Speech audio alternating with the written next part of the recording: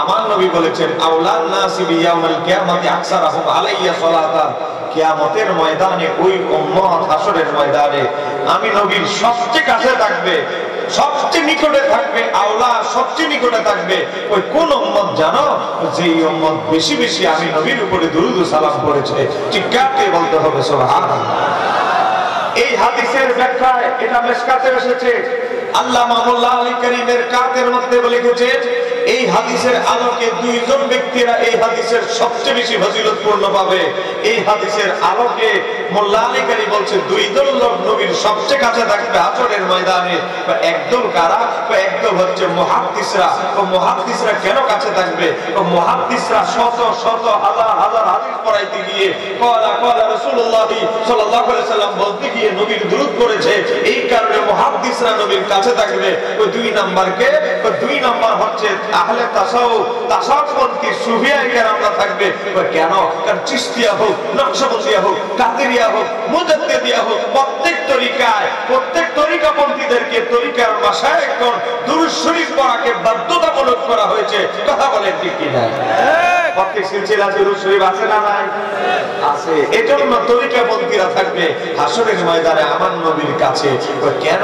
তারা মাগরিবের পর, ফজরের পর, ইশারের পর গুরুত্বপূর্ণ সময়গুলোতে তারা বেশি বেশি দুরূদ পড়বে, মাহফিলে পড়বে, মজলিসে পড়বে, ফজরের পরে পড়বে। তারা বেশি বেশি দুরূদ শরীফ পড়ার কারণে হাসরের ময়দানে আমার নবীর কাছাকাছি থাকবে। আপনারা বলেন নবীর কাছাকাছি থাকতে চান কি চান না? জোরে বলেন চান কি চান না? এজন্য মহব্বতে দুরূদ পড়তে হবে। আল্লাহুম্মা, আরো জোরে, মাওলানা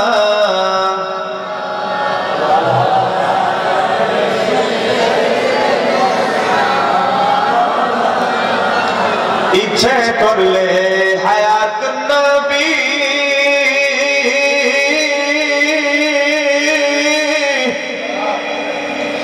থাকতে পারতেন আরশে, উম্মতের মায়ায় পড়ে শুয়ে আছেন মদিনা। আল্লাহুম্মা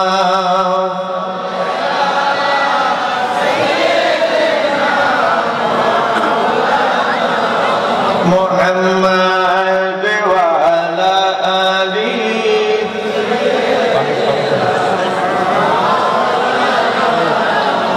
বারাকাল্লাহ বিকামালিহি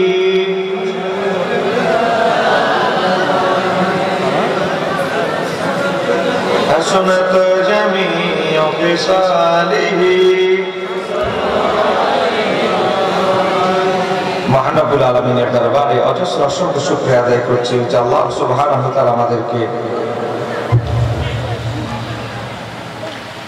এই জনম ঈদগাহ ও কলেজ ময়দানে 3 দিন ব্যাপী 39তম বার্ষিক নুরানি জলসায় আসার এবং বসার তৌফিক দান করেছেন। এজন্য আমরা সবাই বজ্রকণ্ঠে বলি আলহামদুলিল্লাহ। আজকের মাহফিলের যিনি সম্মানিত প্রধান অতিথি, যিনি এই মাহফিল প্রতিষ্ঠা করে দিয়েছেন, আমার বাবা, এই যিনি আপনাদেরকে নিয়ে এত বড় বিশাল আয়োজন যিনি করেছেন, আমার বাবা আল্লামা মাওলানা শাহ আলম সুন্নি আল কাদরি, তিনি বাগদাদি হুজুর কেবলাকে নিয়ে এই মাহফিল প্রতিষ্ঠা করেছেন। আন্তর্জাতিক ইসলাম প্রচারক, বিশ্বব্যাপী ইসলামের আলোড়ন সৃষ্টিকারী, বহু ইসলামী গ্রন্থ প্রণেতা, মুর্শিদে বরকত আলা হযরত শেখ শাহজাদা ডক্টর সৈয়দ আহমদ পেয়ারা বাগদাদি আল কাদরি রাদিয়াল্লাহু তাআলা হুজুর কেবলার একমাত্র খিলাফতপ্রাপ্ত শাহজাদা আলে রাসূল সাল্লাল্লাহু আলাইহি ওয়াসাল্লাম আওলাদে গাউসুল পাক রাদিয়াল্লাহু তাআলা মহান আধ্যাত্মিক সাধক আলহাজ শাহ সুফি শেখ শাহজাদা সৈয়দ গোলাম মোহাম্মদ আব্দুল কাদের কাউকাব আল কাদের মাদ্দাজুল আলী পীর সাহেব কেবলা শাহপুর দরবার শরীফ কুমিল্লা। হুজুর এতক্ষণ পর্যন্ত আপনাদেরকে সময় দিয়েছেন, আমি অদমের জন্য আরো কষ্ট হয়েছে, বেশি অপেক্ষা করতে হয়েছে। তা হুজুরের কাছে আন্তরিক কৃতজ্ঞতা প্রকাশ করছি। আজকের মাহফিলে সম্মানিত অন্যতম আলোচক বিশিষ্ট মিডিয়া ব্যক্তিত্ব আমার শ্রদ্ধেয় বড় ভাই শাহেখ ডক্টর মোহাম্মদ এহসানুল মুজাদ্দিদি ইতিপূর্বে আলোচনা করেছেন। হযরত মাওলানা মোহাম্মদ আমির হোসেন রায়পুরি সাহেব সহ অনেক ওলামায়ে কেরাম, বিশেষ করে আমার কামাল ভাই অনেক কষ্ট করেছে। আমার মহাব্বতের একজন মানুষ, মানুষটা কালো হতে পারে কিন্তু কলবের মধ্যে আমার নবীর প্রেমে ভরপুর। জোরে কন্যা মারহাবা। হাসরের ময়দানে বাবা, কবরের জগতে একজন আরেকজনকে যারা তরিকাপন্থীরা, আকীদা একপন্থীরা যারা মহব্বত করে, তাদের একটা মর্যাদা আছে না নাই? একটা হাদিস বলছি, এটা নোট করে নিয়ে যা। যারা আলোচনা শুনছেন একটু মনোযোগ দিয়ে শুনবেন, যতটুকু শুনেন। হযরত আবু সাঈদ খুদরি রাদিয়াল্লাহু তাআলা থেকে বর্ণিত। ইমাম জালালউদ্দিন সুয়ুতী হাদিসটি সর্বসুদূর কিতাবে ইমাম আবু নাঈম ইসফাহানির আল হিলিয়াতুল আউলিয়া থেকে নকল করেছে। একজন লোকের টোটাল 3 জন বন্ধু, ধরে কোন একজন লোকের কয়জন বন্ধু? সে ছাড়াও আরো 2 জন, টোটাল 3 জন লোক একসাথে বন্ধুত্ব দুনিয়ার জমিনে। তা আমার নবী উপমা দিচ্ছে, বলছে 3 জন বন্ধু, একজন বন্ধু আগে মারা গেছে বয়স কম থাকতে, আরেকজন বন্ধু পরে মারা গেছে। তো যখন দ্বিতীয় বন্ধু মারা গেল, দ্বিতীয় বন্ধু মারা যাওয়ার পরে সে যখন কবরে গেল, প্রথম বন্ধু আসছে তার কবর থেকে দ্বিতীয় বন্ধুর সাথে দেখা করার জন্য। এক কবর থেকে আরেক কবর বুজুর্গানে ব্যক্তিরা যাইতে পারে কি পারে না? দেখেন, এটা দলিল। একজন বন্ধু আরেকজন বন্ধুর কবরে যাবে, যাওয়ার পরে বলবেন, বন্ধু দুনিয়ার জিন্দেগি অনেক কষ্ট করে এসেছো, ক্লান্ত বোধ হচ্ছে, একটু তাহলে না হয় বিশ্রাম নাও। জিজ্ঞেস করতে থাকে বন্ধু, আমাদের আরেকজন বন্ধুকে যে দুনিয়ায় রেখে এসেছো, সেই বন্ধু কি বিবাহ করেছে নাকি? বলে, বন্ধু যখন আরেক বন্ধুরে পালাই দিয়ে আমি কবর দেশে যাই, তখন তো আমার ওই তৃতীয় বন্ধু বিবাহ করে নাই।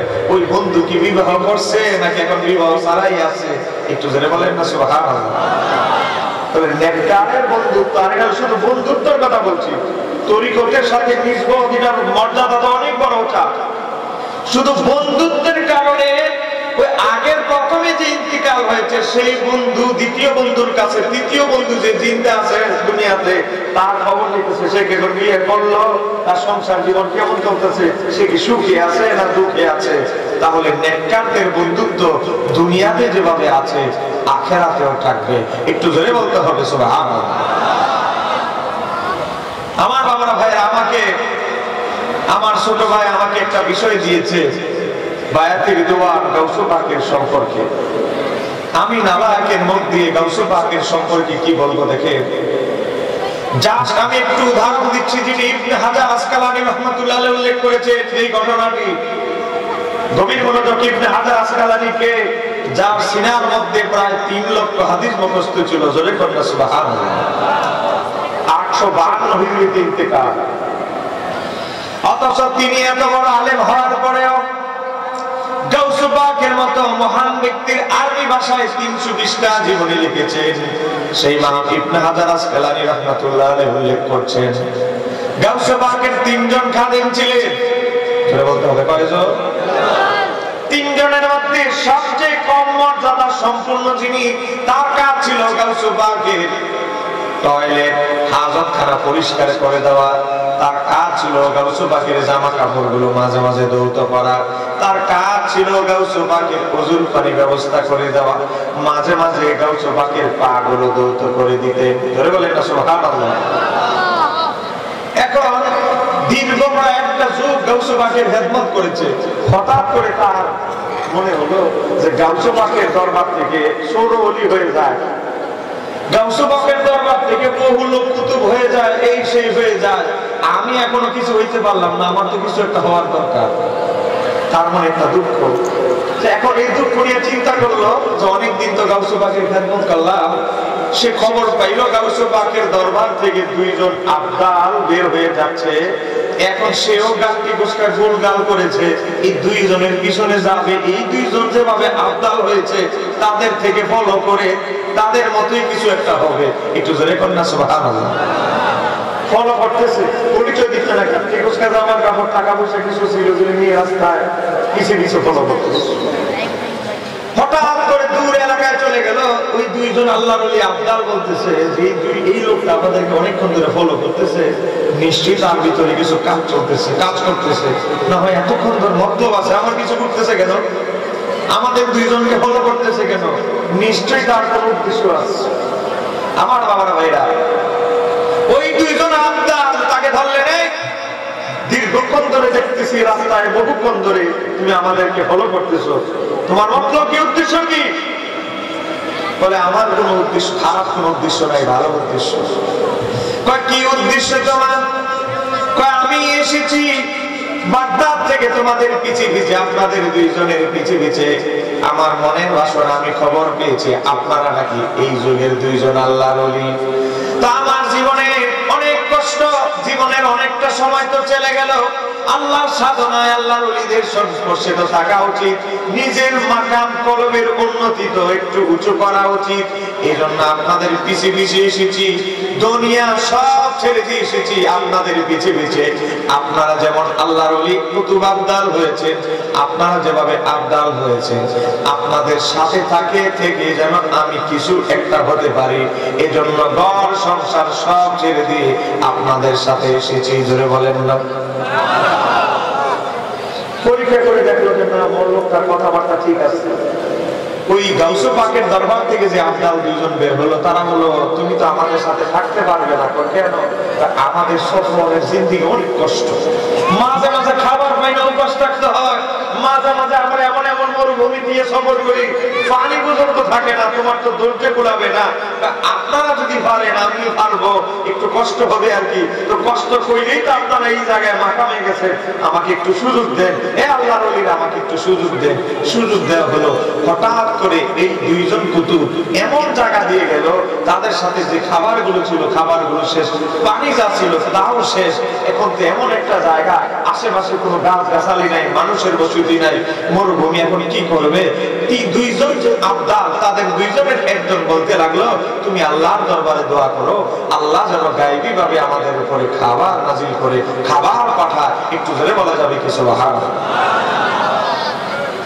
যেই জায়গায় আপনার আমার কোন কেউ থাকবে না, কিন্তু আল্লাহর ওলিরা চাইলে ওই জায়গা থেকে সাহায্য আনতে পারেন কি পারেন না? আল্লাহর ওলি দুইজন কুতুবের মধ্যে, আবদালের মধ্যে একজন হাত উত্তোলন করলেন, হাত উত্তোলন করে মুনাজাত করলেন। কিছুক্ষণের মধ্যে আসমান থেকে গায়েবী ভাবে খাবার বর্ষণ হলো। জোরে বলেন না। কিছুদিন পরে চলতেছে চলতেছে আবার এই দুরবস্থার মধ্যে পড়ে গেল, খাবার পানি যা আছে সব শেষ। তো এখন দুইজন আবদাল, দুইজনের একজনে বলতেছে গতবার আমি মুনাজাত করছি, দোয়া করছি, আবার তোমার ভালা তুমি করো। তো ওই আল্লাহর ওলি আবদাল সেও মুনাজাত করলো। এমন করতে করতে তৃতীয় দফায় আবার এমন এলাকায় গিয়েছে, খাবার টাবার যা হাদিয়াটা দিয়ে পাইছে, যা কিনছে সব শেষ। এখন কোন অবস্থা বেগতিক। তখন দুইজন আবদাল বলতেছে এই মিয়া, দোয়া তো আমরা করলাম এর আগে দুইজনে দুইবার, এবার তুমি করো। তাহলে কি বলেন, আমি তো মাত্র আপনাদের সাথে সফরে শুরু হয়েছি, সাধন ভজন শুরু হয়েছে, এমনই কি আমি দোয়া করলে আসমান থেকে খাবার নামাইতে পারবো? এই ক্ষমতা কি আমার হয়েছে? তখন দুইজন আবদাল বললেন না, তুমি দোয়া করো, কারণ আমরা এখন বিপদগ্রস্ত, আল্লাহ বিপদগ্রস্তর দোয়া কবুল করে, তুমি দোয়া করো। ঠিক আছে, দোয়া করব। আপনারা কিভাবে দোয়াটা করছেন, মুনাজাত করছেন, আমার একটু শিখাই দেন, তাহলে আমি সেভাবে মুনাজাত করব। তখন দুইজন আবদালের একজন বললেন আমরা মুনাজাতে বলেছি আল্লাহ তোমার হুজুর গাউসে পাকের কদমে যে হুজুর পানি ঢেলে দেয়, ওই ব্যক্তির উসিলায় আমাদেরকে গায়বী ভাবে খাবার দান করো। আর একটু জোরে বলতে হবে। এই কথা যখন শুনলেন, গাউসে পাকের 3 নম্বর খাদেম, দীর্ঘদিন ধরে, যুগ ধরে খেদমত করেছে, গাউসে পাকের খাদেম মনে করলো কানে ভুল শুনেছে। বলেন আবার বলেন, আপনারা যে কথা বললেন আমি ভুলে মনে হয় শুনতে ভুল করেছি, আবার বলেন। আবার যখন কি কথা বললেন, দুই চোখের দুই নয়নের পানিগুলো, অশ্রুগুলো ছেড়ে দিলেন, কাঁদতে লাগলেন। দুইজন আবদাল বলতে লাগলেন হে আল্লাহর বান্দা, আপনি কাঁদতেছেন কেন, কাঁদতেছেন কেন? গাউসে পাকের 3 নাম্বার খাদেম হুজুর পানি যে ঢেলে দেয়, সে বলতে লাগলো আপনারা যা উসিলা দিয়েছেন, গাউসে পাকের যে হুজুর পানি ঢেলে দেয় আপনারা তাকে দেখেছেন? তারে কোনোদিন দেখি না, একবার দেখেছি। আমরা তার পিছনে রয়েছি, তার চেহারাটা ভালো করে দেখতে পারি নাই। গাউসে পাকের যিনি 3 নাম্বার খাদেম চোখের পানিগুলো ছেড়ে দিয়ে বলছে, আমি হলাম সেই ব্যক্তি যার উসিলা দ্বারা আপনারা দোয়া করতে। তবে গাউসে পাকের খাদেমের যদি এই অবস্থা হয়, গাউসে পাকের মাকামের তুলনা আমার মতো আমরা তুলনা করার মতো যোগ্যতা আছে? জোরে কন্যা আছে? হ্যাঁ আমার বাবা ভাইরা, গাউসে পাকের টাইটেল এমনি এমনি পাওয়া যায় না, এমনি এমনি পায় নাই মহিউদ্দিন। আজকে মহিউদ্দিন মানে কি? দিনের পূর্ণ জীবন দানকারী, পূর্ণ জীবন দানকারী। তো পূর্ণ জীবন কিভাবে দান করলেন? এটা কোন আলেমের সুর কাছ থেকে লাভ করে নাই, এটা স্বয়ং দ্বীন ইসলাম গাউসে পাককে দান করেছে। জোরে বলতে হবে সুবহানাল্লাহ। হাতের নাগালি পাবেন, এখন বাংলা পাওয়া যায়। কিতাবের নাম বাহজাতুল আসরার। বাহজাতুল আসরারের সনদ সহ পৃথিবীতে গাউসে পাকের যত জীবনের কিতাব লেখা হয়েছে প্রত্যেকগুলো বিভিন্ন কিতাব থেকে নকল করা হয়েছে, কিন্তু বাহজাতুল আসরার গাউসে পাকের এমন জীবনী যেই কিতাবের মধ্যে সনদ সহ গাউসে পাকের কিতাব লেখা, জীবনী লেখা হয়েছে, সনদ সহ গাউসে পাকের কারামত লেখা হয়েছে। আমার বাবার ভাইরা, হাদিস যেভাবে সনদ সহ লেখা হয়, গাউসে পাকের জীবনীও বাহজাতুল আসরার তদ্রুপ ভাবে লেখা হয়েছে। একটু জোরে বলেন না সুবহানাল্লাহ। হঠাৎ একবার গাউসে পাক মুরিদদেরকে নিয়ে, ভক্ত মুরিদদেরকে নিয়ে এক জায়গায় যাচ্ছে দাওয়াতে।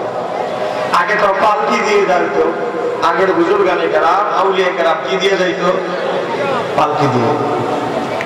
পালকি দিয়ে যাইতো। গাউসে পাক পালকি দিয়ে যাচ্ছে, পর্দার হঠাৎ করে পর্দাটা একটু সরে গেল, দেখতেছি একজন লোক এভাবে কাঁপতেছে। মানে লোকটা জীর্ণ শীর্ণ অসুস্থ, পারে না যেমন মনে দাঁড়ানো থেকে পড়ে যাবে, এরকম অসুস্থ এভাবে কাঁপতেছে। তো গাউসে পাক এখনকার যুগের পীরদের মতো গাউসে পাক ছিল না। গাউসে পাক তার পালকি থেকে নামলেন, নামানোর পরে উনি তাকে ধরলেন, বলে আপনার কি সমস্যা? এভাবে ধরলেন, কি হয়েছে আপনার, আপনি কোথায় যাবেন? গাউসে পাক মনে করতেছে লোকটা কোথায় যাওয়ার জন্য অপেক্ষায় আসছে। গাউসে পাক বলেন, আপনি কোথায় যাবেন? আপনার এই অবস্থা কেন? সবকিছু সামাল টামাল করার পরে যখন বললেন আমি ওই জায়গায় যাব, গাউসে পাক পালকি দেখে নেমে তাকে হাতে ধরে সুন্দর করে তার গন্তব্যস্থলে পৌঁছায়া দিলেন। আর এই যুগে আমরা বলে হ্যাঁ কি মর্দা সেনা দাঁড়ায় কোন অবস্থায় কি আছে, এই খবর আমাদের আছে। আবার হালকির মতো আরামের জিনিসের মধ্যে বললে তো সবই ভুলে যাবে, কথা কথা ঠিক কিনা? গাউসে পাক তাকে তার গন্তব্যস্থলে দিয়ে আসলেন।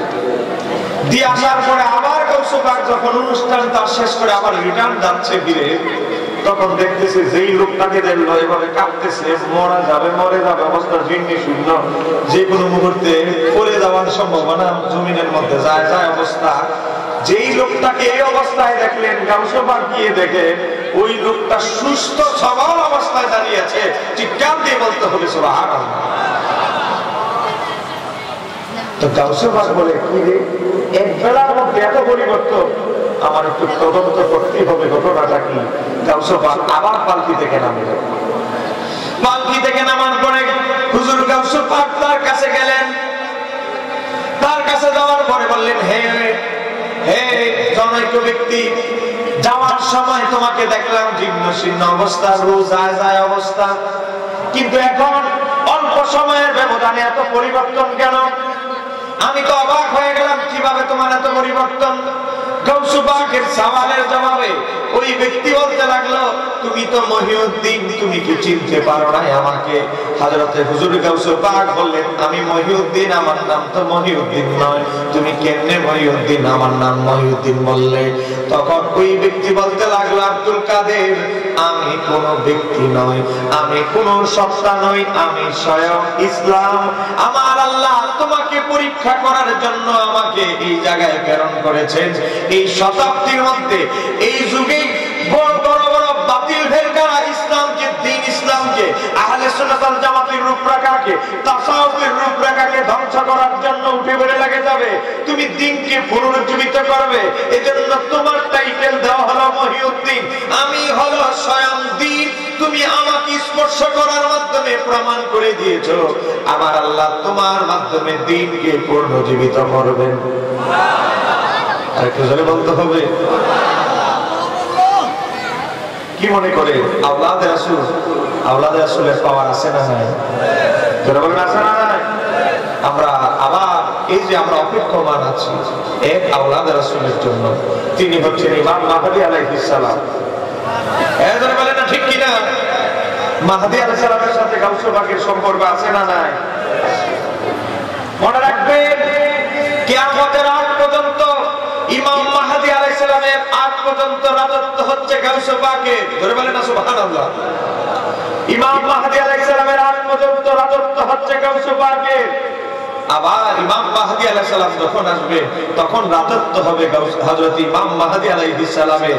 আজকে যে বিদুর্মীরা ইহুদিরা আজকে মুসলমানদের উপরে নির্যাতন চালাচ্ছে, সব নির্যাতন সব ইহুদিরা পালন করবে যখন ইমাম মাহদী এবং ঈসা আলাইহিস সালাম একজোট হবে। এই কথা বলেন ঠিক কি না?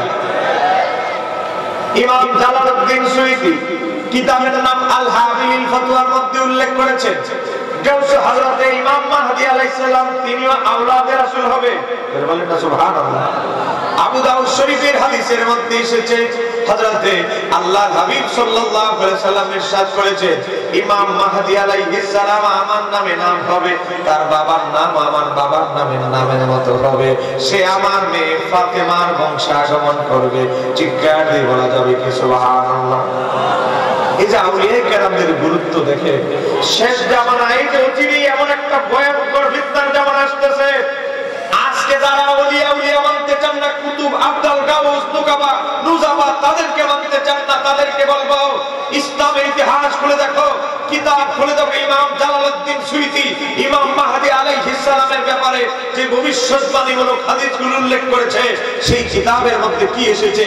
ইমাম সুয়ুতী উল্লেখ করেছে ইমাম মাহদী আলাইহিস সালামকে যারা সর্বপ্রথম চিনবে তারা হচ্ছে ইরাক এবং শাম দেশের যারা আব্দাল কুতুব, তারা সর্বপ্রথম তাওয়াফরত অবস্থায় ইমাম মাহদী আলাইহিস সালামকে চিনে ফেলবে। সাধারণ মানুষ কিন্তু ইমাম মাহদীকে প্রথম চিনতে পারবে না। মনোযোগ, সাধারণ মানুষ ইমাম মাহদী আলাইহিস সালামকে চিনতে পারবে না। সর্বপ্রথম ইমাম মাহদীকে চিনবে আল্লাহর ওলিরা। এজন্য একটা তাসাউফের একটা কালাম কথা আছে, কি জানেন? কারণ আল্লাহর এক ওলি আর এক আল্লাহর ওলিকে চিনে। জোরে বলেন না সুবহানাল্লাহ। এক আল্লাহর ওলি আর এক আল্লাহর ওলিকে চিনে। এজন্য আল্লাহর ওলিরা তাওয়াফরত অবস্থায় ইমাম মাহদী আলাইহিস সালামকে চিনে ফেলবে আর বলবে আপনার হাতকে প্রসারিত করে আপনার হাতে আমরা বায়াত হব। চিৎকার দিয়ে বলতে হবে সুবহানাল্লাহ। আমরা ইমাম মাহদী আলাইহিস সালামের অপেক্ষায় আছি। রাত অনেক হয়ে গেছে, আপনাদেরকে বিরক্ত করব না। একটা ঘন্টা একটু ধৈর্য ধারণ করা যাবে? জোরে বলেন করা যাবে? আমার বাবা ভাইরা, হুজুর গাউসে পাকের শান আমি কি বলবো। ইমাম ইবনে হাজার আসকালানী হুজুর গাউসে পাকের জীবনীতে লিখেছে ইমাম আহমদ ইবনে হাম্বল যার সিনার মধ্যে প্রায় 10 লক্ষ হাদিস মুখস্থ ছিল। জোরে বলেন না মারহাবা। কিতাবের নাম ইলামুল মুহাদ্দিকিন, সেই কিতাবে এসেছে বিখ্যাত হাফিজুদ দুনিয়া হযরত ইমাম আবু যরওয়া রাহমাতুল্লাহ আলাইহি জিজ্ঞেস করা হলো যে আপনি বড় হাফিজুল হাদিস, আপনার কলবে সিনায় কি সবচেয়ে বেশি হাদিস মুখস্থ নাকি ইমাম আহমদের সিনায় সবচেয়ে বড় হাদিস বেশি মুখস্থ? আপনি বড় মুহাদ্দিস না ইমাম আহমদ বড় মুহাদ্দিস?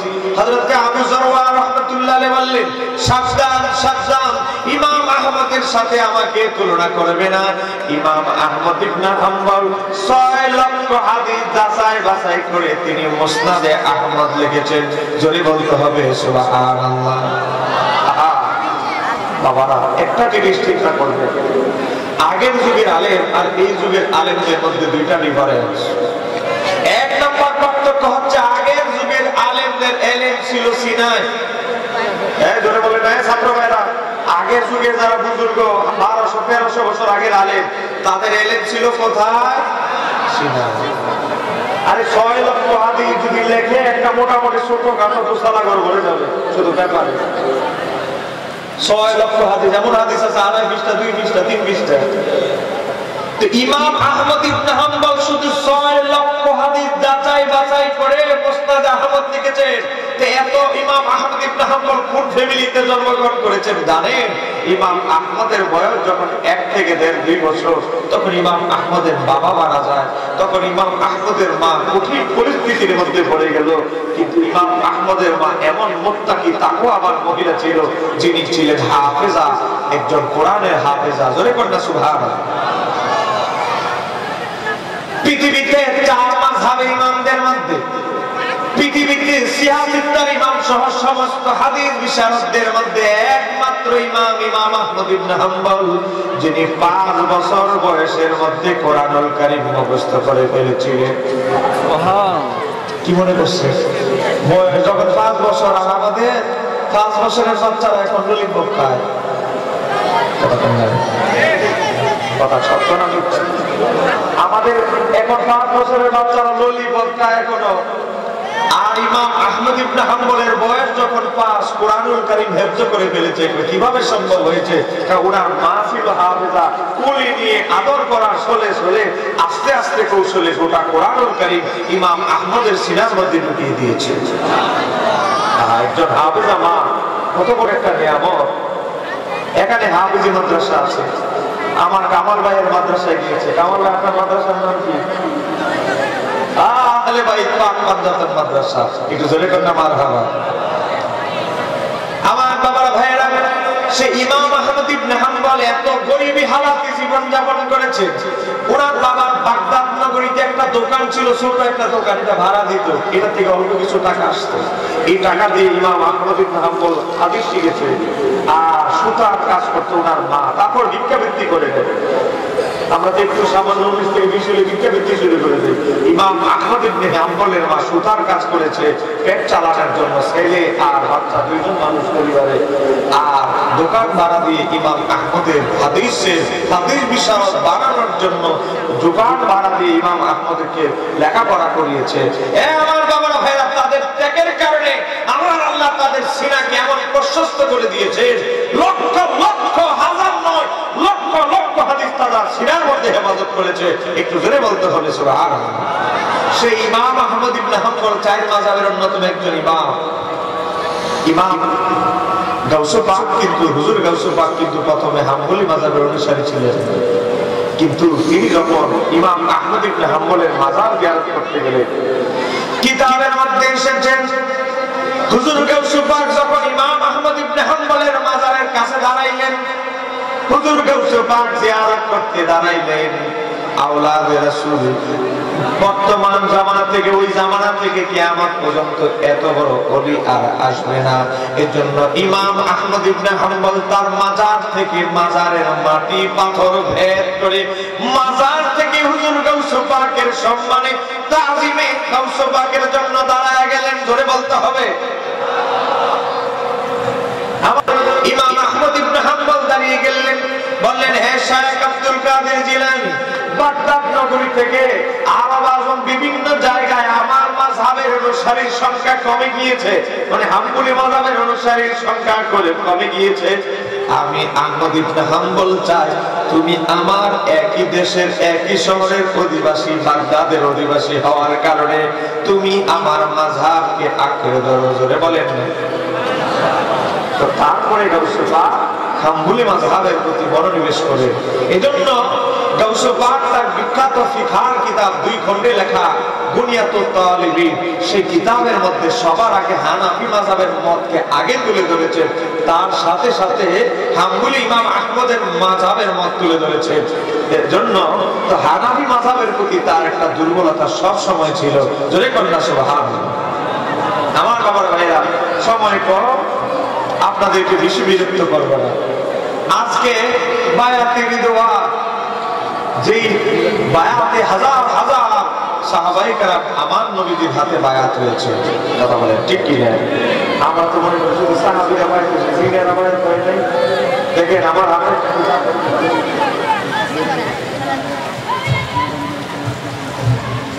দেখেন, আমার হাতে একটা কিতাব দেখতে পাচ্ছেন। এই কিতাবটার নাম হচ্ছে আল খাসায়েসুল কুবরা। লিখেছেন নবম শতাব্দীর মুজাদ্দিদ ইমাম জালালউদ্দিন সুয়ুতী। কেমন জালালউদ্দিন সুয়ুতী? যেই জালালউদ্দিন সুয়ুতীর সিনার মধ্যে ছিল 2 লক্ষ হাদিস মুখস্থ, জোরে কন্যা মারহাবা। যিনি ছিলেন নবম শতাব্দীর মুজাদ্দিদ, যিনি কিতাবের মধ্যে এসেছে আল্লামা শাইখ ইউসুফ নাবাহানী, কিতাবের নাম জামিউল কারামাতে আউলিয়া, সেই কিতাবের মধ্যে লিখেছে হযরতে ইমাম জালালউদ্দিন সুয়ুতী আসরের নামাজের পরে, বাড়ি ছিল তার মিশর, আসরের নামাজের পরে তিনি চক্ষু বন্ধ করে 13 কদম অগ্রসর হতেন। তিনি মক্কা মদিনায় 13 কদমে 1000 কিলোমিটার দূরের রাস্তা 13 কদমে তিনি চলে যেতে পারতেন। মিলে দেখেন আল্লামা শাইখ ইউসুফ নাবাহানী জামিউল কারামাতে আউলিয়া, তিনি নকল করেছেন 1000 সালের 1000 হিজরির একজন আলেম আল্লামা ইমাম ইবনে ইমাম হাম্বলি, তার কিতাবের নাম শাজারাতুল যাহাব, সেখান থেকে নকল করেছেন। তো ইমাম জালালউদ্দিন সুয়ুতী রাহমাতুল্লাহ আলাইহি তিনি এমন একজন মুজাদ্দিদ, এমন একজন আলেম, বাবা আমিও লেখক, এই যুগের বহু লেখক আছে, কিন্তু তাদের লেখা আর আমাদের লেখার মধ্যে ডিফারেন্স আছে। কেমন? ইমাম সুয়ুতীর একটা কিতাব আছে, পৃথিবীর সবচেয়ে বড় হাদিসের ভান্ডারের কিতাব, কিতাবের নাম হচ্ছে জামউল জাওয়ামি। সেই কিতাবের মধ্যে আছে যে ইমাম সুয়ুতী 40,000-এর অধিক হাদিস একসাথে করেছেন। কিতাব লেখা যখন সমাপ্ত হলো, তিনি দেখতে পাচ্ছেন আল্লাহর হাবিব তার ঘরের মধ্যে তাশরীফ এনেছেন। ইমাম সুয়ুতীর জীবনীতে আছে। আল্লাহ হাবিবকে দেখার পরে আল্লাহ হাবিবকে বললেন, ইয়া রাসূলুল্লাহ, ইয়া হাবিবাল্লাহ, আমি দীর্ঘদিন পরিশ্রম করে এই জামউল জাওয়ামি কিতাব, যেটার আরেকটা নাম হলো জামিউল কবির, এই কিতাবটা আমি লিখলাম। ইয়া রাসূলুল্লাহ, ইয়া হাবিবাল্লাহ, আপনার 40,000-এর অধিক হাদিস আমি একসাথে করেছি এই কিতাবে। ইয়া রাসূলুল্লাহ, ইয়া হাবিবাল্লাহ, আপনি যদি অনুমতি দেন, আমি ইমাম সুয়ুতী এই কিতাব থেকে আপনার 2 খানা হাদিস মোবারক শোনাই দিতে চাই। তখন আল্লাহর হাবিব একটা শব্দ উচ্চারণ করলেন। আল্লাহর হাবিব বললেন, শোনাও হে শাইখুল হাদিস। একটু ধরে বলা যাবে কি সুবহানাল্লাহ? পৃথিবীতে বহু মুহাদ্দিস এসেছে, আসবে, কিন্তু সে যে মুহাদ্দিস এই টাইটেল হয়তো কোনো আলেম দেয় অথবা সরকার দেয়, কিন্তু ইমাম জালালউদ্দিন সুয়ুতী যে শাইখুল হাদিস ছিলেন, এই টাইটেল দিয়েছেন স্বয়ং রাহমাতুল লিল আলামিন। জোরে বলতে হবে সুবহানাল্লাহ। কি মনে করেছেন? নবীজির জবান থেকে টাইটেল পাওয়া এটা ছোটখাটো তাকদীরের ব্যাপার, কত বড় সুবহানাল্লাহ। সেই ইমাম জালালউদ্দিন সুয়ুতী কিতাবের মধ্যে উল্লেখ করেছে আল্লাহর হাবিব বায়াতুর রিদওয়ানের মধ্যে গাছের নিকট হাজার সাহাবায়ে কেরাম যেমনি ভাবে বায়াত হয়েছে, আল্লাহর হাবিবের একজন জিন সাহাবী, তার নেতৃত্বে 30,000 জিন ওই দিন আল্লাহর হাবিবের হাতে নতুন করে মুসলমান হয়ে বায়াত হয়েছিল। এটা জোরে বলতে হবে। ইমাম জালালউদ্দিন সুয়ুতী উল্লেখ করতেছে যে বায়াতে রিদওয়ানের আলোচনা, ইমাম সুয়ুতী উল্লেখ করতেছে যে এই জিনের যিনি দলপতি সেনাপতি ছিলেন, তিনি আল্লাহর হাবিব তাকে বললেন, ওই জিনটাকে, তুমি আমার কাছে কিছু চাও, তোমার জন্য আমি কি দোয়া করব?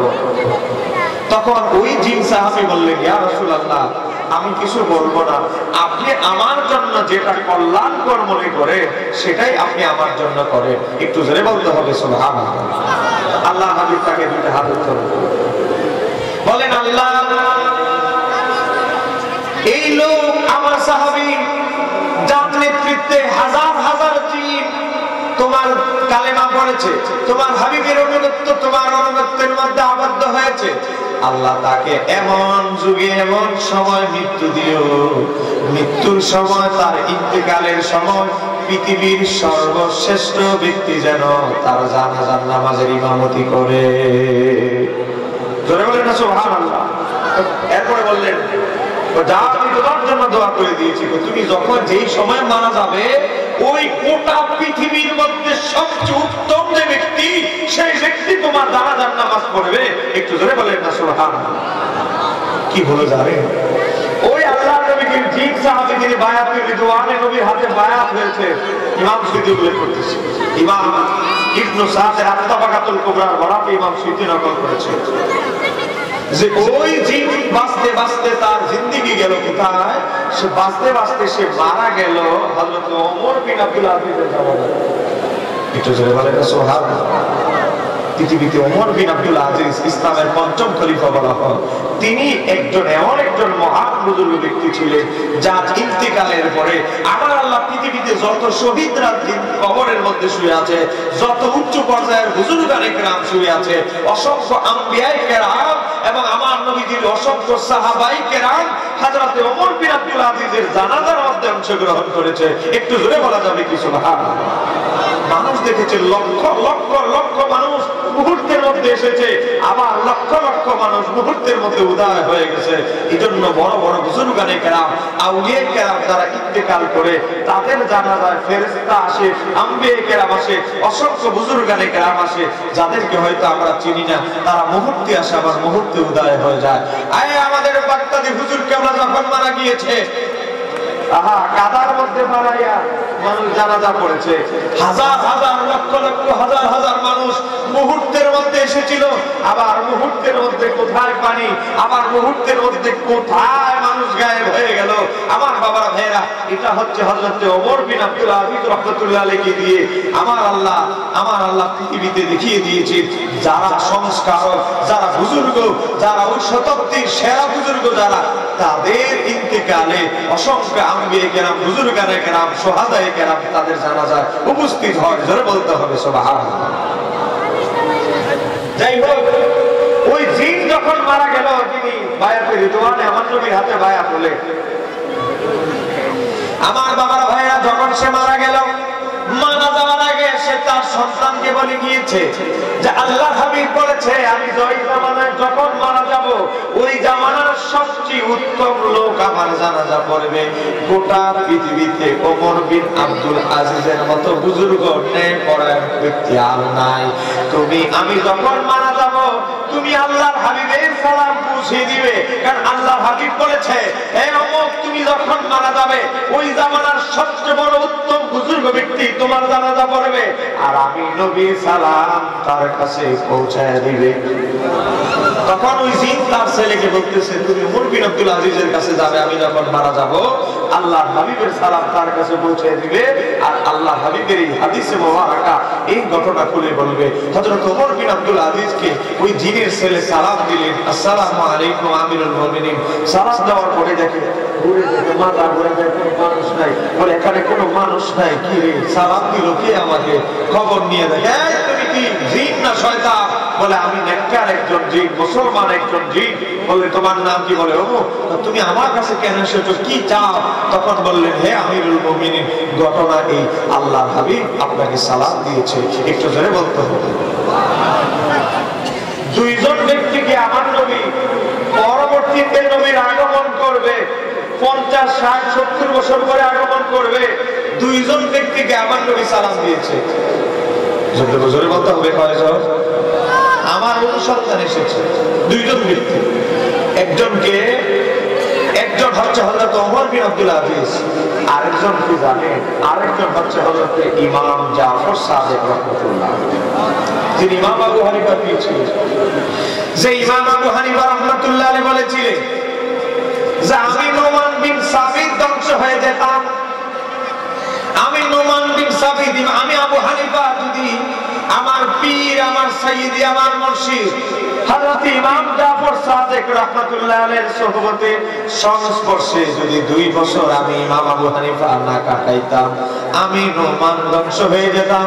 কারণ আমি যা শিখেছি সব জাহিরি বিদ্যা, আমি আমার পীরের কাছে আওলাদে রাসূলের সোহবতে বসে আমি আমার নিজেকে চিনেছি, আল্লাহকে চিনেছি, আল্লাহর হাবিবকে চিনেছি। জোরে বলতে হবে কি? আরেকটু জোরে বলা যাবে কি?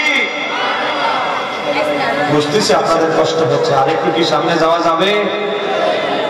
আমি এত রাতে ওয়াজ করি না, কিন্তু এই প্রোগ্রামটা আমার নিজের প্রোগ্রাম। এই প্রোগ্রাম নিয়ে আমি অনেক টেনশন, বৃষ্টি হবে, কি পরিস্থিতি। আমার ছোট ভাইকে বললাম হোক সুন্দর করে সবার সাথে কথা বলে শিডিউল নতুন করে চাকাচা করো। প্রথম দিন আমার ভাই হাসান আল আজহারি ওয়াজ করেছে। সেই দিন আমি বাবর আল আজহারি ভাইকে কল দিলাম, ভাই আপনি থাকতে হবে। তো বলে কেমনে থাকবে, আমার মাহফিল আছে। আমি বলি 1 ঘন্টার জন্য আসে, যেহেতু ওনারা প্রচার করেছে, মানুষ যেন তা বলতে পারে দাওয়াত না দিয়েই প্রচার করেছে। তো ওনার আরো মাহফিল আমি বলছি আপনি 1 ঘন্টা সময় দিয়ে যান। রায় দুই ভাই আসলো, ওনারে বললাম আপনি ভাই আসেন। ওনার মাহফিল ছিল ভৈরব। আমি বলে 3 জন বক্তা ওখানে আছে, ফরিদি আছে, আরো একজন আছে বড় বক্তা। তাই বলে আপনি ওখানে থাকুন, তারা 2 জন, আপনি কমিটি থেকে একটু আমার কথা বলে টোলে এখানে একটা আরেকজন ঠিক করেন 11 তারিখ। এরপরে আমাদের আব্দুর রহমান বিষয় ওয়াজ করেছেন। হ্যাঁ, গতকালকে আমি আমার আব্বা জানতে বললাম আপনি একটু কষ্ট করে যান, অসুস্থ মানুষ, ওনারে নিয়ে 10 তারিখে ঢুকায় একটা সেট আপ এসেছে। আমি ওয়াজ করার জন্য আসি নাই, এটা আমার মাহফিল। মাহফিলটা আলহামদুলিল্লাহ 1 দিন 2 দিন 3য় দিন এই পর্যন্ত আমরা আসি, এটাই আমার দেখে খুশি লেগেছে। যারা বলেন আলহামদুলিল্লাহ, আরো যারা বলেন। আমি 10টার পরে ওয়াজ করি না, কিন্তু আমার কথা হচ্ছে এটা গাউসুল পাকের আলোচনার শিরোনাম দেওয়া হয়েছে, এটা গাউসুল পাকের রুহানি সন্তানদের মিলন মেলা। এখানে একটু সবার সাথে একটু আড্ডা, সবার সাথে একটু মজলিসে বসলাম, একটু কথা বললাম, কোন অসুবিধা আছে? আমার বাবারা ভাইরা, ওই জিন হযরত ওমর বিন আব্দুল আজিজকে সালাম দিলেন। সালাম দেওয়ার পরে সব ঘটনা যখন খুলে বললেন, ওই যে কথা বলতেছিলাম ভুলে গেলাম, 2 জন ব্যক্তিকে আমার নবী অগ্রিম সালাম দিয়ে গেছে। একজন হচ্ছে হযরত ওমর বিন আব্দুল আজিজ, আর একজন হচ্ছে হযরত ইমাম জাফর সাদিক রাহমাতুল্লাহ। হযরত জাফর ইবনে আব্দুল্লাহ নবীর একজন প্রসিদ্ধ সাহাবী, তিনি হযরত ইমাম জাফর সাদিকের জামানা পেয়েছে। ওনার চোখগুলো অন্ধ হয়ে গেছে, চোখ দ্বারা ভালো করে তেমন দেখে না, দৃষ্টিশক্তি কমে গেছে। খবর পেয়েছে হযরত ইমাম জাফর সাদিক কুফা নগরীতে এসেছে, এই এলাকায় এসেছে। হযরতে জাবির ইবনে আব্দুল্লাহ আমার নবীর প্রসিদ্ধ সাহাবী, তিনি তার সাথে সাক্ষাৎ করতে গেলেন। হযরতে ইমাম জাফর সাদিক সম্মানের সাথে আমার নবীর সাহাবী সম্মানের সাথে বসাইলে, বসানোর পরে হযরতে জাবির ইবনে আব্দুল্লাহ বললেন, হে ইমাম জাফর সাদিক, আপনার জন্য মারহাবা, সুস্বাগত। আপনি কতই না সৌভাগ্যবান। একবার আল্লাহর হাবিব আমাকে ডেকে নিলেন কাছে, বললেন, হে জাবির বিন আব্দুল্লাহ, তোমাকে আমি একটা জিম্মাদারি দিচ্ছি, একটা কাজ দিচ্ছি, দায়িত্ব দিচ্ছি। তুমি এমন একটা জামানায় যাবে, এমন একটা যুগে থাকবে, তুমি বেঁচে থাকবে এমন একটা যুগ পর্যন্ত, সেই যুগে আমার এক আওলাদের সাথে তোমার দেখা হবে। তার নাম হবে আলী, তার নাম হবে মুহাম্মদ। আমার বাবারা ভাইরা, তার নাম হবে মুহাম্মদ। তার সাথে যখন দেখা হবে, তার উপনাম হচ্ছে ইমাম জাফর সাদিক আমরা বলি। আমার বাবারা ভাইরা, তার সাথে তোমার দেখা হবে, তার সাথে যখন দেখা হবে তাকে আমার সালাম দিও। জোরে বলেন না সুবহানাল্লাহ। আমার নবী সালাম দিয়েছে, আর 1,24,000 পয়গাম্বর সালাম দিয়েছে। আমার নবীকে সালাম দিয়েছে একজন ব্যক্তির মাধ্যমে, একজন ব্যক্তির মাধ্যমে 1,24,000 পয়গাম্বর দিয়েছে। আমি কি একটু কথাটা বলবো জিনের ঘটনা? এটা এক জিন, এটা আরেক জিন। এখন যে জিনের কথা বললাম বায়াতুল রিদওয়ানে, এটা আরেক জিনের ঘটনা। ইমাম জালালউদ্দিন সুয়ুতী দেখেন, একটা হাদিস যদি শুনেন শুধু বুঝতে পারবেন আল্লাহ হাবিবের শান ও আজমত কথা। আমার বাবারা ভাইরা, সারা জীবন তো ওয়াজ শুনলেন, সাহাবীদের ওয়াজ। আজকে আমি একটা হাদিস হঠাৎ করে মনে পড়ে গেল, আমি একটা হাদিস বলবো। এটা হলো জিন সাহাবীর ঘটনা। এটা জোরে কথা সুবহানাল্লাহ। মুহাদ্দিসরা তার হাদিসকে রিওয়ায়াত করেছে, হযরত ওমর রাদিয়াল্লাহু আনহু তার হাদিস বর্ণনা করেছে। একজন জিনের ঘটনা। আচ্ছা, 18 তারিখ জি 18 তারিখ আছে ইনশাআল্লাহ। দেখেন, হলুদ কালি দিয়ে বাবুরা আওয়াজ করবে না, শেষরা আওয়াজ করবে না, মাইকে ঘরে নিয়ে আসবে। দেখেন, ইমাম সুয়ুতী এক পৃষ্ঠা আরো অপর পৃষ্ঠায় গিয়েছে, একটা হাদিস নকল করেছেন হযরত ওমর থেকে। ভাই হযরত ওমরের নাম আছে, এখানে অনেক আলেম ওলামা আছে। হযরতে আমিরুল মুমিনিন হযরত ওমর বলছে, ইমাম জালালউদ্দিন সুয়ুতী ইমাম বাইহাকির কিতাব থেকে নকল করেছেন, দালাইলুন নবুওয়াত থেকে। ইমাম আবু নাঈম ইসবানী দালাইলুন নবুওয়াত থেকে নকল করেছেন হাদিসটি। আমার বাবার ভাইরা, খলিফাতুল মুসলিমিন, ইসলামের দ্বিতীয় খলিফা হযরতে ওমর রাদিয়াল্লাহু আনহু বলেন, একবার আল্লাহর হাবিব আমাকে ধরে নিয়ে গেলেন, এভাবে হাঁটতে লাগলেন, আমাকে নিয়ে একটা পাহাড়ের উঁচায় গেলেন, পাহাড়ের উপরে গেলেন। পাহাড়ের উঁচু যাবার যাওয়ার পরে আমি মনে মনে ভাবলাম নবীজি আমার নিতে নিতে পাহাড়ে নিতেছে, পাহাড়ে কি কাজ? কিন্তু হযরত ওমর রাদিয়াল্লাহু তাআলা যা জানে না আমার নবী তা জানে। আমার নবী জানে নবীর সাথে সাক্ষাতের জন্য একজন ব্যক্তি আসছে। এই যে বলেন না সুবহানাল্লাহ, কারণ বহু আল্লাহর ওলিরাই জানে।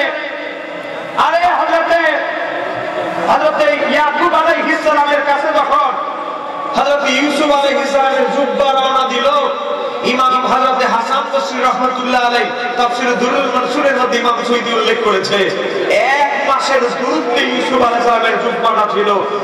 এক মাসের দূরত্বে হযরত ইয়াকুব নবী সন্তানের জুব্বা তার দিকে আসতেছে। এক মাসের দূরত্বে, আরো বেশি দূরত্বে থেকে নিজের সন্তানের জুব্বার সুঘ্রাণ পেতে ইয়াকুব নবী এক মাসের দূরত্বের রাস্তায় তাহলে আমার নবীর কাছে কে আসতেছে, রওনা দিয়েছে, সেই খবর আমার নবীর কাছে আছে না নাই? আল্লাহর ওলিরাই বলতে পারে। এমন অসংখ্য আল্লাহর ওলিদের জীবনীতে আছে। আমার বাবার ভাইয়েরা, হযরতে আমিরুল মুমিনিন হযরতে ওমর রাদিয়াল্লাহু তাআলা বলেন, আমার নবী আমাকে নিয়ে হঠাৎ করে একটা পাহাড়ে যাবার, পাহাড়ের উপরে গেলে আমি মনে মনে ভাবতেছি নবী পাহাড়ে যেতেছে, আর কোন জায়গা নাই, পাহাড়ের মধ্যে যাচ্ছে, নিশ্চয়ই এখানের মধ্যে কোন একটা ঘটনা আছে। কারণ আছে। পাহাড়ের উপরে আমার নবী তাকে নিয়ে গেলেন, হযরত ওমরকে নিয়ে গেলেন, বসা দুইজনে। হঠাৎ করে দেখতেছে বড় লম্বা এই প্যান্ডেল কতটুকু, তার চেয়ে বড় লম্বা, অনেক লম্বা, বিশাল দেহে আকৃতির একজন লোক আল্লাহর হাবিবের কাছে লাঠির উপরে ভর দিয়ে আসতেছে। হযরতে আমিরুল মুমিনিন হযরত ওমর সিনা পেতে দিলেন, সামনে আগায় গেলেন, বলেন এই দাঁড়াও, আগে তোমার পরিচয় দাও। তুমি দেখতেছে বৃদ্ধ একটা লোক লাঠির উপরে ভর করে পাহাড়ের উপরে হঠাৎ করে উঠে গেছে। আমরা দুইজনে এত শক্তিশালী, শক্তি দিয়ে উঠছি পাহাড়ে, আর এই বৃদ্ধ লোক কেটে পাহাড়ের উপরে উঠলো, নিশ্চয়ই এখানে কোনো গন্ডগোল আছে। দেখেন, আমি ইমাম সুয়ুতীর কিতাব থেকে বলছি, আরবি পড়েও শোনা যাবে। হযরতে ওমর যখন তাকে বাধা দিতে গেলেন, আল্লাহ হাবিব বলেন, ওমর তুমি সরো। সরার পরে ওই ব্যক্তি আসলেন। সে আসার পরে আমার নবীকে সালাম দিলে, আমার নবীকে সালাম দেওয়ার পরে আমার বাবার ভাইয়েরা, আমার নবী তার সালামের জবাব দিলেন। জোরে বলেন না সুবহানাল্লাহ। সালাম দেওয়ার পরে আমার নবী কি করলেন জানেন? আমার নবী বললেন, মানামতা, তুমি কে? বলেন, আমার নবী চিনি কি চিনে জানেন? তার ঘটনা উদ্ঘাটনের জন্য আমার নবী বলতেছে, তোমার নাম কি? এত বড় লাশ, এত বড় লম্বা। তো বলতেছে, মানামতা, তুমি কে? ওই লোক আসে বলতে লাগলো, আনা হামা। ওই জিবটা বলতে লাগলো, ইয়া রাসূলুল্লাহ, আমার নাম হলো হামা, আর আমার বাবার নাম হচ্ছে হাইম, আর আমার দাদার নাম হচ্ছে লাকিব, আর আমার দাদার বাবার নাম হচ্ছে মিস্টার ইবলিশ। ঘটনাটা বুঝছেন না? হ্যাঁ, ওই ইবলিশের বংশধর, ইবলিশের নাতির ঘরে ছেলে। তা আল্লাহর নবী বললেন, তোমার বয়স কত? বলি, ইবলিশের নাতির ঘরে ছেলে, মানে তোমার তো বয়স বহু, তোমার বয়স কত? তখন ওই ব্যক্তি বলতে লাগলো, ওই ব্যক্তি বলতে লাগলো, চিন্তা বলতে লাগলো, আপনার তো দুনিয়া উমরাহা ইল্লা কলিলাল লায়ালি, এই গোটা দুনিয়াটার যত বয়স, কয়েক রাত সারা দুনিয়ার সমান বয়স হলো আমার বয়স। তো দুনিয়াটার যত বয়স, কয়েকটা রাত ছাড়া পুরা দুনিয়ার সমান হায়াত আমার বয়স। আবার চিন্তা করে অনুমান করে এই জিনের বয়সটা কত। আমি ইমাম ভাই ভাগের কিতাব থেকে বলছি, ইমাম সুয়ুতীর কিতাব থেকে। জুতা স্যান্ডেল বার করার, এই ইমামদের জুতা স্যান্ডেল বার করার মতো আলেম গোটা পৃথিবীতে নাই। ওই লোক বলতে লাগলো, গোটা দুনিয়াটার জিন বলতে লাগলো, হামা নামক জিন বলতে লাগলো, ইয়া রাসূলুল্লাহ, গোটা দুনিয়াটার যত বয়স, পৃথিবীর যত বয়স, আমার তত বয়স, কয়েকটা রাত ছাড়া সমান সমান পৃথিবীর বয়স আমার।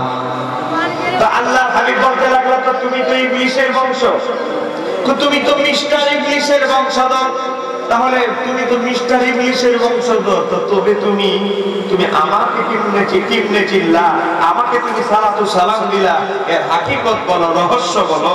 তখন ওই ব্যক্তি বলতে লাগলো, ইয়া রাসূলুল্লাহ, এই যে হাবিল কাবিল আদম আলাইহিস সালামের দুই সন্তানের মধ্যে যে গুতাগুতি ঝগড়া, এটা আমি লাগাইছিলাম। আমি কাবিলকে দিয়া হাবিলকে হত্যা করাইছি কুমন্ত্রণা দিয়ে।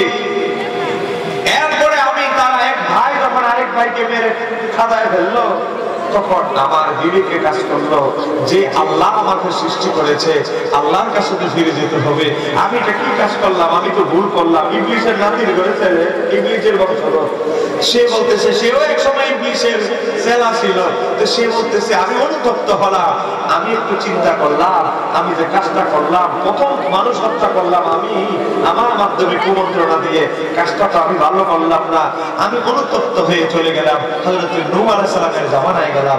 নূহ আলাইহিস সালামকে বললাম, হে আল্লাহর নবী নূহ, আমি তো এমন কাজ করেছি, আমি যদি তওবা করি, আমার কি তওবা করলে কি মাফ পাওয়ার কোনো সুযোগ আছে?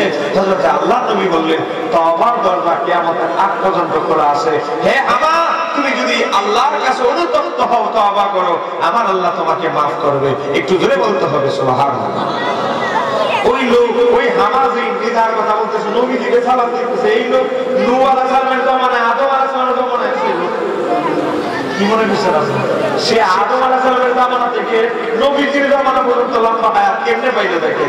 তো সে দীর্ঘদিন নূহ আলাইহিস সালামের খেদমত করবে। নূহ আলাইহিস সালামের খেদমত করতে করতে করতে গিয়ে নূহ আলাইহিস সালামের হায়াতের বাজেট যখন শেষ, তখন হযরতে আল্লাহর নবী নূহ তার সাহাবীদেরকে ডাকলেন, উম্মতদেরকে ডাকলেন, বলে তোমরা আসো, আমার হায়াতের জিন্দেগি শেষ, আগামীকাল আমি দুনিয়া থেকে চলে যাব। কে আসো, কে আমার কাছে কি দোয়া চাইবা বলো, তোমাদের জন্য দোয়া করে যাই। হযরতে আল্লাহর নবী নূহ সবার জন্য দোয়া করলেন। সর্বশেষ হামাকে ডাকলেন, বলে হে হামা, মানুষের বালা শেষ, এখন তো তুই জীব, এদিকে আয়, এখন তোর জন্য আমি কি দোয়া করতাম? তখন হামাজি করলো, হে আল্লাহর নবী নূহ আলাইহিস সালাম, আমি আপনার কাছে আমি কিছু চাই না, আপনার যেটা আমার জন্য ভালো মনে হয়, আমার জন্য একটা দোয়া করে দেন। তখন নূহ আলাইহিস সালাম বললেন, তোর জন্য আমি একটা দোয়া করব, কিন্তু একটা দায়িত্ব আছে, তুই যদি ওই দায়িত্বটা পালন করিস, তাহলে আমি তোর জন্য একটা খাস করে দোয়া করব।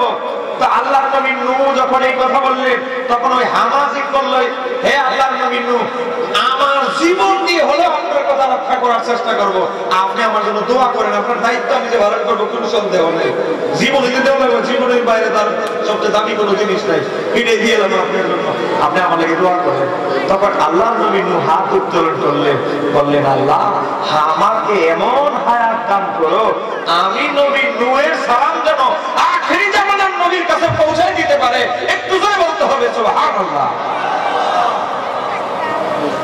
আল্লাহ নবী নূহ দোয়া করলেন, আল্লাহ আমাকে এমন লম্বা জীবন দান করো, আমাকে এমন লম্বা হায়াত দান করো, সে আমার যেমন খেদমত করেছে আল্লাহর হাবিবের জন্য খেদমত করতে পারে। আল্লাহর হাবিব রাহমাতাল লিল আলামিনের সাথে যেন তার সাক্ষাৎ হয়, আমার সালাম যেন হায়াতুন নবী, আখিরি নবী, নূরে মুজাসসাম নবীর কাছে দিতে পারে। তার হায়াতটাকে তুমি আল্লাহ এত লম্বা করে দাও। বলে নবীদের দোয়া কবুল হয় কি হয় না? যেমন হয় কি হয় না? আমি বড় বড় বক্তা, বড় একটা ওয়াজ করি, দলিল দিয়ে, বুঝেন না? এখন যে মাহফিল করে আসছে, আরে বাবা কি মানুষ, বেচারা বলতেছে, হুজুর আগে আগে মাইক ছেড়ে দিলে তো ভালোই তো, তবারক দেখতে যাচ্তাম, যত তবারক করছে তার চেয়ে দ্বিগুণ হয়েছে মানুষ, মোবাইলে ছবি চলছে। তো এখন তো মোটামুটি মাহফিলের শেষ লগ্ন, আর শেষ দিন হিসেবে আপনাদেরকে একটু বেশি বিরক্ত করা হচ্ছে। আপনাকে বিরক্ত হচ্ছেন নাকি? আমি কি ঘটনাটা শেষ করবো, যাবো, সামনে যাবো? এখন হামাজিন বলে, আল্লাহর নবী আপনি কি দোয়া করলেন, এটা কি বাস্তব, এটা কি সম্ভব? আল্লাহর নবী নূহ আলাইহিস সালাম বললেন, হামা, আল্লাহর দরবারে দোয়া কবুল হয়ে গেছে, উপর থেকে খবর এসেছে তোমার হায়াত আমার আল্লাহ এত লম্বা করে দিয়েছে, তুমি আখিরি জামানার নবীকে না দেখে তোমার মরণ হবে না। সেই হামা বলতে লাগলাম, ইয়া রাসূলুল্লাহ, ইয়া হাবিবাল্লাহ, আল্লাহর নবী নূহ আলাইহিস সালামের নবী থেকে শুরু করে আল্লাহর নবী ইব্রাহিম থেকে শুরু করে ইসমাঈল, ইসহাক, ইয়াকুব, ইউসুফ, যত নবী পৃথিবীতে ছিল সব নবীদের আমি কম বেশ খেদমত করেছি। কখনো এক নবীর খেদমত করেছি, আবার মাঝে মাঝে আরেক নবীরও খেদমত করেছি। করতে করতে গিয়ে কিতাবের মধ্যে এসেছে আমার বাবার ভাইরা, ওয়া ইন্নী লাকিতু মুসা ইবনে ইমরান, আমি মুসা নবীর সাথে পর্যন্ত সাক্ষাৎ করেছি। বলে কন্যা সুবহানাল্লাহ। একেবারে আদম নবী, নূহ নবীর জামানায় আইতে বেচারা একেবারে মুসা নবীর সাথে মুলাকাত করেছে। এরপরে বলতেছি কি জানেন আমার বাবারা ভাইরা, বলতেছে ফাআল্লামানি মিনাত তাওরাত, মুসা আলাইহিস সালাম আমাকে তার কাছে বসায়া তার তাওরাত কিতাব শিক্ষা দিয়েছে।